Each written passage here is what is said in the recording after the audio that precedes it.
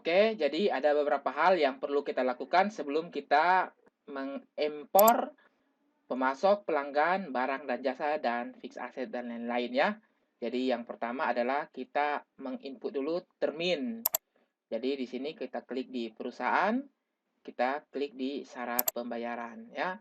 Nah, di syarat pembayaran ini kita klik di list dan rupanya sudah tersedia dua syarat pembayaran yaitu COD sebagai default dan net 30. Nah, selanjutnya kalau kita lihat di company profile, oke, kita masuk di company profile. Nah, ini syarat pembayarannya ada 7 ya, net 30, 60, 90. Jadi, karena sudah ada net 30, saya buat net 60 dan net 90 lagi. Jadi, cara buatnya, klik saja di data baru ini ya. Jadi, tidak perlu kita klik tambah atau mau klik tambah juga bisa. Karena sudah ada di data baru, saya langsung saja di sini ya. 0, 0, dan masa jatuh temponya adalah 60 hari. Ya. Dengan demikian saya simpan. Nah, sekarang saya klik di list. Nah, sudah ada ya, net 60. Saya klik lagi data baru. Jika membayar 0 hari akan mendapatkan diskon 0% dan masa jatuh tempo 90. Simpan ya. Nah, lihat lagi di list. Nah, 90 hari. Nah, selanjutnya bagaimana cara untuk membuat 2/10, N/30, N60, 90 ya. Caranya sama dengan di Accurate 5 juga. Jadi kalau Accurate 5 kita buatnya dari sini list, others, dan terms ya. Kita bisa input seperti ini. Nah, kalau di Accurate Online ya di sini ya. Nah, kita klik data baru. Jika membayar 10 hari akan mendapatkan diskon 2%, tapi masa jatuh temponya 30 hari. 2/10 N/30. Begitu juga untuk 2/10 N/60. Jika membayar 10 hari akan mendapatkan diskon 2%, tapi jatuh temponya 60 hari. Klik simpan. Dan jika membayar dalam waktu 10 hari akan mendapatkan diskon 2%, tapi jatuh temponya 90 hari. 2/10 N/90. Kita simpan. Nah, sekarang kita lihat listnya. Nah, sudah ada ya.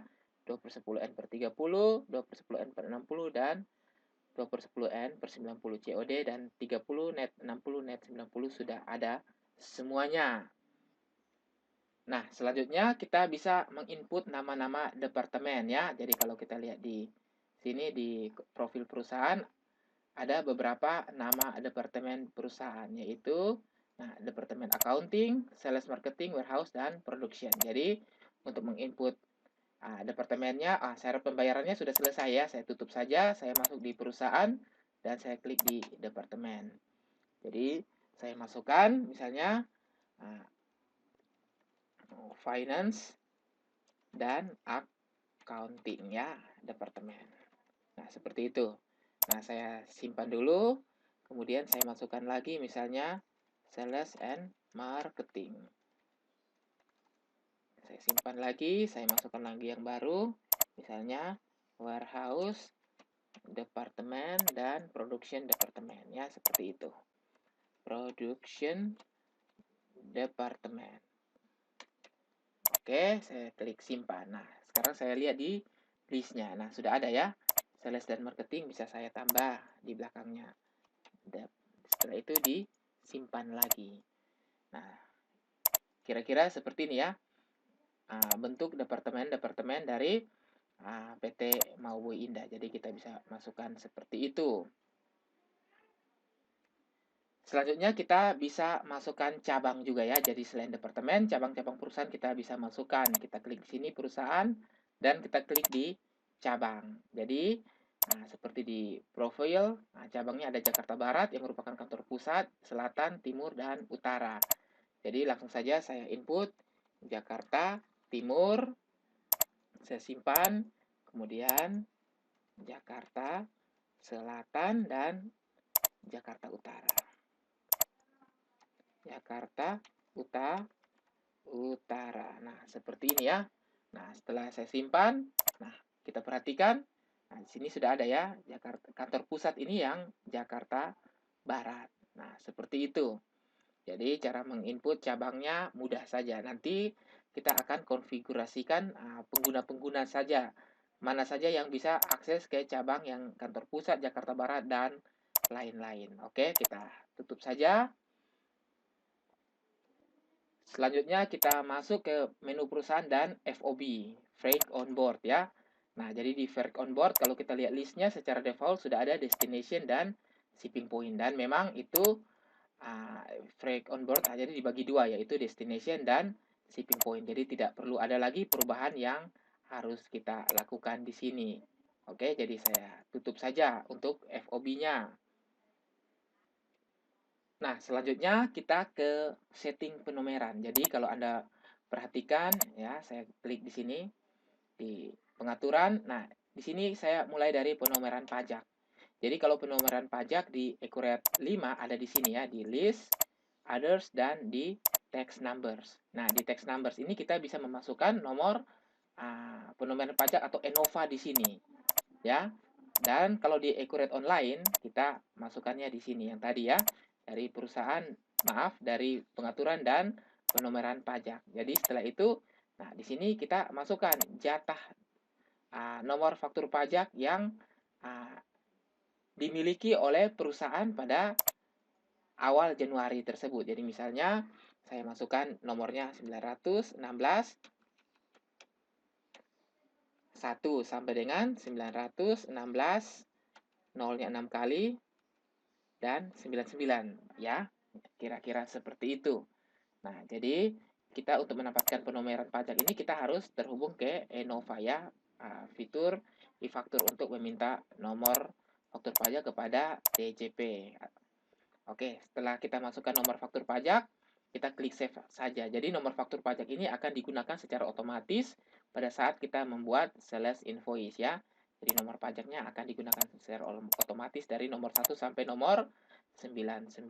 Nah, jadi ya setelah kita setting seperti ini, kita langsung klik simpan saja ya. Nah, jadi simpan, nanti akan terbentuk listnya seperti ini. Jadi dari nomor 916 01 sampai dengan 916, nah 99. Kira-kira seperti itu. Oke, saya langsung tutup saja. Nah, saya lanjut ke yang berikutnya, yaitu di sini ya, di penomeran. Nah, jadi fungsi penomeran itu seperti berikut. Jadi saya ulangi lagi, saya klik di pengaturan dan saya klik di penomeran. Jadi penomeran ini secara default Accurate sudah menyajikan semua jenis penomeran untuk semua modul.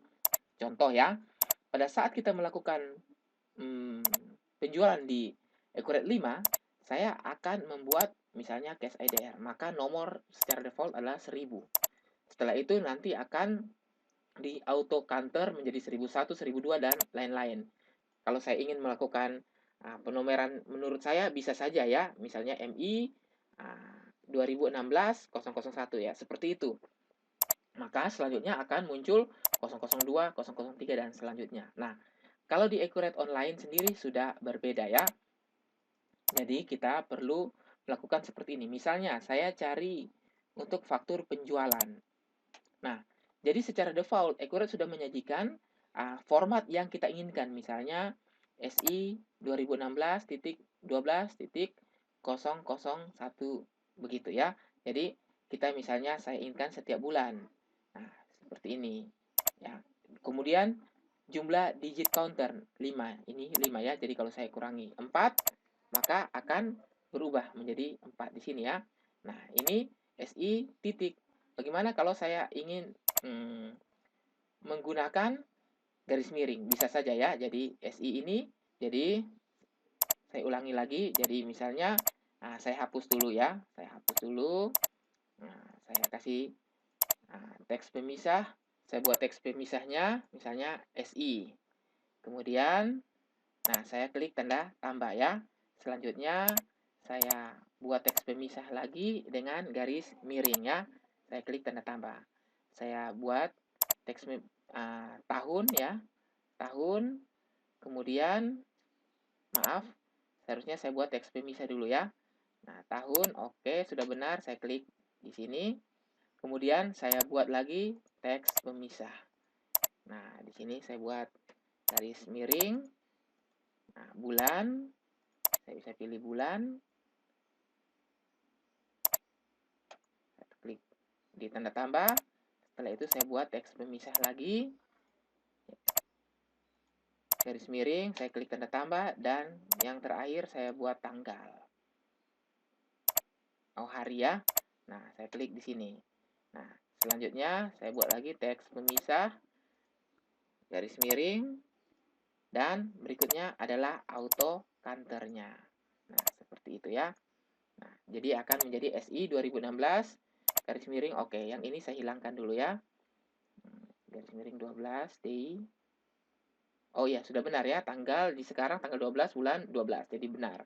Nah, setelah itu saya simpan. Jadi pada saat saya melakukan pembuatan sales invoice, maka nomor yang pertama adalah SI 2016 12, kemudian 12.0001 ya, seperti itu. Dan bisa direset setiap hari, setiap bulan, setiap tahun bisa kita tentukan. Nah, itu salah satu contohnya. Jadi bisa kita setting seperti itu ya. Baik untuk semua nomor atau semua modul yang ada di dalam Accurate bisa dilakukan ya. Anda bisa lihat daftar-daftar yang bisa dibuat auto numbernya. Hampir semua modul bisa dibuat di Accurate Online. Oke, selanjutnya dari penomoran saya akan membuat daftar warehouse atau gudangnya.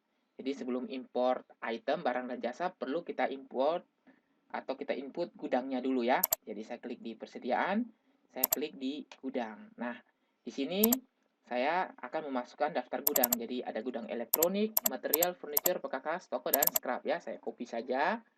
Saya masukkan di sini gudangnya namanya, maaf, saya sesuaikan dengan ini ya. Oke. Elektronik saya simpan. Selanjutnya gudang material. Nah, saya copy, saya masukkan gudang material, saya simpan lagi. Kemudian saya copy lagi gudang furniture. Saya simpan. Kemudian gudang perkakas. Saya copy, saya input, saya simpan, dan gudang toko. Nah, seperti itu ya. Saya simpan, dan selanjutnya adalah gudang scrap. Saya masukkan, saya simpan. Dengan demikian, maka begitu saya klik di listnya, ada gudang-gudang ini ya. Nah, ini gudang utama, gudang toko, scrap, perkakas material furniture, dan lain-lain tempat kita menyimpan barang-barangnya. Oke, sampai di sini kita sudah berhasil melakukan konfigurasi. Selanjutnya, kita akan melakukan impor data pemasok, impor data pelanggan, impor barang dan jasa, dan juga fix aset atau aktiva tetap.